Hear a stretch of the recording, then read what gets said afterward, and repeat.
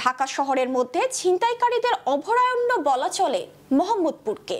দর্শক, দি ডেইলি ক্যাম্পাসের পক্ষ থেকে সবাইকে আমন্ত্রণ জানাই। আমি সানজানা ঢালি।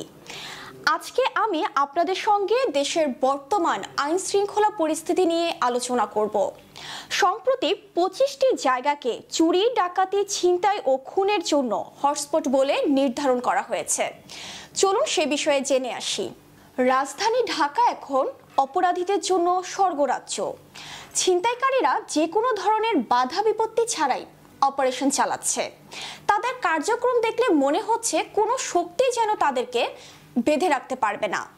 পুলিশের পরিসংখ্যান অনুযায়ী গত জানুয়ারিতে সারা দেশে হত্যাকাণ্ডের শিকার হন 294 জন।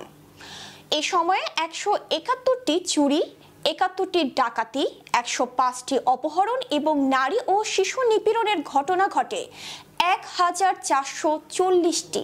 পরিসংখ্যান বলছে গত বছরের জানুয়ারির তুলনায় এ মাসে চুরি, ডাকাতি, খুন, অপহরণ ও নারী নিপীড়নের ঘটনা ক্রমেই বেড়ে যাচ্ছে।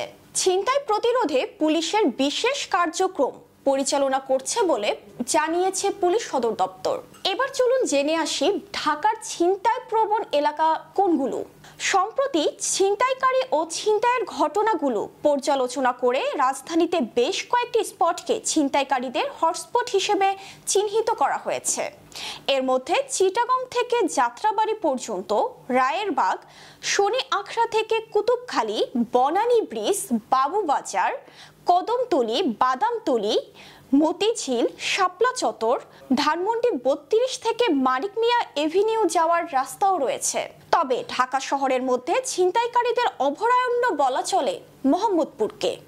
মোহাম্মদপুর ও বসিলা এলাকায় ছিনতাইকারীদের দমন করা কষ্টসাধ্য হয়ে যাচ্ছে আইন শৃঙ্খলা রক্ষাকারী বাহিনীদের জন্য। মোহাম্মদপুরের ঢাকা উদ্যান, বসিলা 3 রাস্তার মোড়, বসিলা ব্রিজ, নবোদয় হাউজিং, রায়ের বাজার, মোহাম্মদিয়া হাউজিং, বুদ্ধিজীবী কবরস্থানের বিপরীতের পাশের রাস্তা ও বসিলা গার্ডেন সিটি এলাকায় ছিনতাইকারীদের উৎপাত বেশি রয়েছে। অন্যদিকে Shoni Akhra, Jatrabari, pocket gate, Jatrabari Gulistan, Asad gate, Mirpur 11, Bihari camp, Kalshi পশ্চিম, শাওড়াপাড়া, মিরপুর 10 গোলচত্বর, মতিঝিল, পল্টন, এয়ারপোর্ট, কুড়িল বিশ্ব রোড, বাসতলা, রামপুরা ছিনতাইয়ের ঘটনা ঘটছে বলে তথ্যে উঠে এসেছে। তবে এই হটস্পটে বিশেষ অভিযান পরিচালনা করা হচ্ছে বলে জানিয়েছে ঢাকা মহানগর পুলিশ। অপরাধ বিশেষজ্ঞ ও সমাজ বিজ্ঞানীরা মনে করছেন আইন শৃঙ্খলা রক্ষাকারী বাহিনী যথেষ্ট সক্রিয় নয়। এমনকি মাদকাসক্তি, দারিদ্রতা, কিশোর অপরাধ এবং মূল্যবোধের অবক্ষয় এ কারণেও সমাজের এরকম অপ্রীতিকর পরিস্থিতির সৃষ্টি হয়েছে। ধন্যবাদ।